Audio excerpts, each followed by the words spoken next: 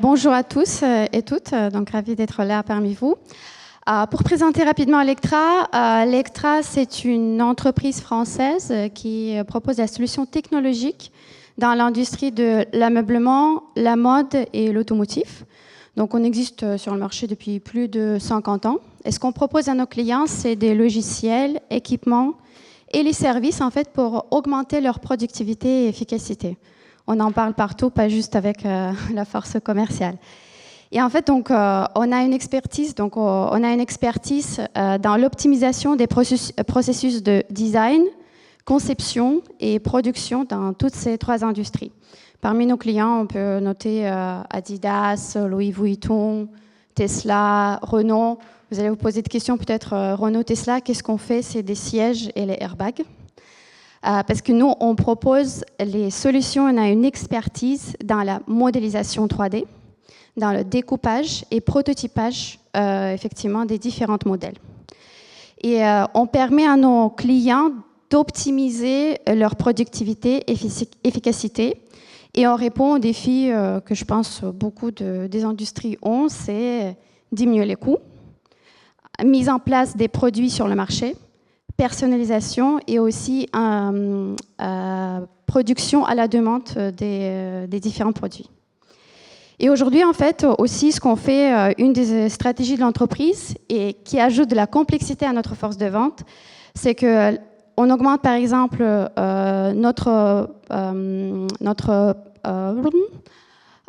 produits et la solution par les acquisitions externes. Par exemple, récemment, on a acheté l'entreprise Gerber. Ça, c'était pour augmenter et pour améliorer notre portfolio des machines, donc d'équipements. Ensuite, on achète aussi des entreprises dans SaaS qui ajoutent aussi la complexité à notre force de vente dans l'industrie de la mode. Là, ça va être toute la partie optimisation de la conception, design, et aussi certains distributeurs comme Glengo pour améliorer et augmenter notre footprint dans le monde entier. Donc là, c'était en l'occurrence en Turquie. Et pour finir, aujourd'hui, il y a beaucoup d'entreprises, et surtout dans l'industrie de la mode, qui sont très sensibles à ce que pensent les consommateurs, et surtout la matière première. Donc, effectivement, et les dernières acquisitions, c'était pour avoir la traçabilité de matières premières. Donc on le voit effectivement, c'est une organisation multiple, régionale, internationale, des processus de vente complexes, beaucoup de produits très techniques. Et donc au cœur de cette nécessaire transformation, tu nous le disais, il y avait le besoin de changer complètement la façon dont ta force de vente engageait avec les clients. Est-ce que tu peux nous en dire un peu plus sur ce parcours client ? En fait, ce qui se passe, on a des commerciaux qui sont divisés effectivement en 3 marchés. Et ce qu'on propose sur chaque marché, le processus chez les clients sont différents. Les enjeux des clients sont différents. Législation différente aussi. Du coup, nos commerciaux doivent vendre vraiment les solutions complexes et devenir pas les commerciaux transactionnels, mais devenir les conseillers à nos clients. Et ce qui se passe aujourd'hui, quand il arrive par exemple sur la plateforme Enablement qu'on a acquis il y a quelques années, peu importe si c'est un commercial qui travaille dans l'entreprise depuis des années ou un nouveau entrant, d'abord, il faut les former correctement. Quand on les forme, il faut avoir les outils assez digitales, parce qu'aujourd'hui, beaucoup de formations se font en virtuel. On a toujours les face-to-face, mais il y en a de moins en moins. Donc, quand ils arrivent sur notre plateforme, donc Showpad, ils vont avoir une page qui leur permet d'avoir toutes les formations nécessaires. Ensuite, ils ont une page dédiée par produit qui s'appelle les Sales Books, qui vont leur permettre de suivre le cycle des ventes. Et à chaque cycle de vente, ils vont savoir pertinemment qu'est-ce qu'ils doivent utiliser, qu'est-ce qu'ils doivent connaître quand ils doivent pitcher en sorte de elevator pitch au client pour ouvrir les portes. Ensuite, il y a toute la partie, chez nous, il y aura toute la partie analyse. Donc, on récupère les données du client. Il y a des outils spécifiques où on les met dedans pour ensuite voir les gains dans la productivité des forces humaines des usines, ainsi que les économies électricité, matière et ainsi de suite. Et en fait, donc les commerciaux ont en sorte dans le Showpad, ils ont en sorte j'ai envie de dire un GPS, qui va les conduire de l'ouverture de la porte, création d'opportunités Et en fonction de chaque cycle de vente, ils vont avoir des documents qui vont appuyer les rendez-vous clients, faciliter aussi de création des présentations auprès de clients en fonction de typologie de compte, concurrence en face, parce que les outils sont connectés avec un CRM, aussi Outlook, pour avoir effectivement facilité d'envoyer les informations. Et nous, par exemple, au côté efficacité commerciale et les marketeurs, on saura pertinemment ce qui est utilisé parmi tous les assets qu'on met. Donc, à l'interne, à l'externe, ça veut dire quand on parle externe, quand ils partagent ce document, on sait si nos clients ne les regardent pas. On sait par chaque cycle de vente s'il y a assez de support pour nos commerciaux et si ce support est utilisé.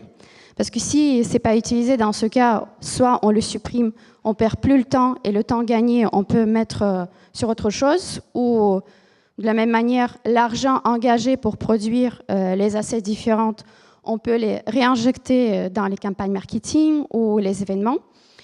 Et les commerciaux aussi pour dire, on est une entreprise technologique, donc il faut que nos commerciaux soient aussi 2.0.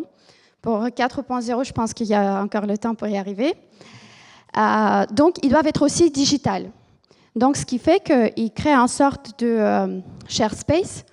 Pour faire simple, c'est un site internet un peu customisé pour le client où on va mettre tout le contenu nécessaire à partager. Ça peut être les vidéos aussi qui met le client au sein de comment ça se passe, le processus avec la multitude des produits qu'on peut proposer à nos clients. C'est aussi une sorte de communication indirecte, pas aussi intrusif que par téléphone ou par email. Le client peut aussi le repartager à l'interne, ce qui nous permet à la force de vente et aussi aux marketeurs avoir potentiellement des contacts supplémentaires. Et aussi un commercial, quand il rappelle le client, il rappelle parce que le client était intéressé par X, Y, Z, un sujet spécifique. Donc, le messaging d'un commercial sera vraiment pertinent et il va aller là où il faut. Bravo. Donc, beaucoup de contenu et de planning mis en place par ton équipe et toi. Comment tu dirais, quel est l'impact de Showpad sur la réussite de Lectra aujourd'hui? Alors, ça a un impact, nous, on a nos statistiques et métriques pour voir l'impact de contenu et des commerciaux qui utilisent sur les ventes. Ce que je peux dire, par exemple, on constate, on fait les statistiques, les commerciaux qui existaient depuis longtemps chez Lectra et les nouveaux entrants. Les top performeurs utilisent Showpad dans les 90% de cas. Les top performances, les ventes, donc les top perfs, eux, ils vont communiquer avec les clients via cette manière digitale, donc utilisation des sites spécifiques. Et ce qu'on a remarqué aussi, leur cycle de vente, il est plus court versus le cycle de vente de ceux qui n'utilisent pas. Donc, mid-perf, low-perf. Low-perf, ils sont à 30-40% d'utilisation de Showpad. Si on prend les nouveaux entrants qui passent par tout le processus, donc formation digitale, le pitch, donc il enregistre les vidéos qui nous analysent, l'IA va analyser partie un peu, disons, soft skills et expert produit le pitch, donc les mots-clés qu'ils utilisent. Et ensuite, ils suivent tout ce GPS de Salesbooks. Donc, nos nouveaux entrants, aujourd'hui, ils ont passé de 15 mois où en fait, ils vendaient le vrai projet qu'ils ont détecté à 9 mois. Donc, 9 mois, ça paraît assez long aussi, mais nous, notre cycle de vente, il est 6 mois. Et les premiers 3 à 4 mois, les commerciaux quand même passent beaucoup par la formation et shadowing pour bien comprendre les solutions. Eh bien, merci pour toutes ces informations. Et pour finir, on sait tous que la transformation, ça implique un changement. Tout le monde veut du changement, mais personne n'aime changer. Si tu devais donner un conseil à ceux qui veulent se lancer et utiliser une nouvelle plateforme. Alors, j'ai envie de dire que moi, quand je suis arrivée, donc la plateforme était utilisée à 30%. À savoir qu'on a 400 utilisateurs. Donc, je vous laisse faire des calculs pour n'importe quel SaaS. Ça chiffre. Ce qui se passe, en fait, il faut savoir, quand vous lancez la plateforme, il faut avoir le buying power de votre top management, donc marketing et sales, Si le CEO vous suit, c'est juste formidable. Donc, c'est le cas chez Electra. Il était un de nos sponsors. Donc, il faut s'aligner avec le marketing management qui sont sponsors de la plateforme, la direction commerciale qui sont sponsors de la plateforme. Et aussi, il faut commencer par le bottom-up. Donc, avoir un sort de champion, donc intégrer vos commerciaux dans le choix de la plateforme, parce que c'est eux, par Share Peers Experience, qui vont être vos promoteurs au sein de la force de vente. C'est ce qu'on a fait. Quand je suis rentrée, la question se posait, est-ce qu'on renouvelle ou on ne renouvelle pas? Parce que 30% d'utilisation, c'est rien. Et après, c'est de construire un plan de formation, parce qu'il faut quand même, utilisateur, il faut d'abord expliquer à un commercial pourquoi il doit utiliser. Un commercial, c'est quelqu'un qui est feignant. J'étais 15 ans dans la vente avant. On ne va pas utiliser un truc, parce que, comme on dit, on aime bien, les commerciaux aiment bien dire, OK, vous nous avez ajouté un truc de plus pour nous traquer. C'est pas du tout. Donc, il faut vendre pourquoi c'est tellement formidable pour un commercial. Ensuite, les former comment utiliser. Et vu qu'un commercial, c'est feignant, en général, on voit les 2 semaines, ça monte, après ça retombe, et être toujours derrière. Et c'est ce qu'on a fait avec l'équipe. On était toujours derrière à expliquer, à communiquer. On avait un community sur Teams, à partager des petits tips, mais indirectement, sans être très intrusif. Et après, parfois, de temps en temps, c'était des commerciaux qui partageaient, qui disaient, voilà, moi j'utilise ça pour X, Y raison. Ça m'a permis de gagner ça, de parler à tel et tel. Voilà. C'est la seule possibilité. Et aujourd'hui, donc, si on fait le flashback, ça fait 12 mois, on est à 80% d'utilisation de la plateforme, donc on a renouvelé. Voilà. Maintenant, le next step, on va les traquer usage par usage, parce qu'il y a maintenant certains usages, par exemple le fameux site customisé. On veut maintenant arriver qu'il y a 60% de nos commerciaux qui l'utilisent, pas tous les jours, mais dans chaque vente, dans chaque projet, il y a un site personnalisé qui est envoyé au client. Merci infiniment pour ton témoignage et merci de me donner l'opportunité de faire une transition rapide sur ce que fait Showpad pour les quelques minutes qui me restent. Donc vous l'avez compris, Showpad c'est une plateforme de Sales Enablement qui fournit le contenu fourni par les équipes marketing, les informations et les analyses et les outils pour vous permettre de générer plus de revenus.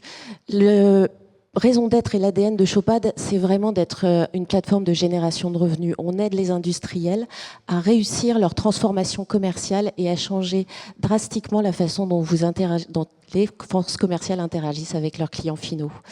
Donc le thème de la matinée aujourd'hui, c'était l'intelligence artificielle et évidemment Showpad intègre l'intelligence artificielle dans ses fonctionnalités.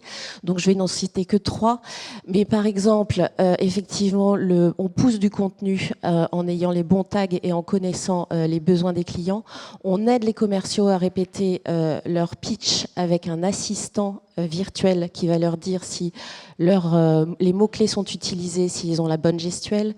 On va évidemment les aider à connaître leur contenu en leur fournissant des résumés et on va aussi, avec Automation Content Builder, un autre outil, les aider à générer les bonnes decks et les bonnes présentations.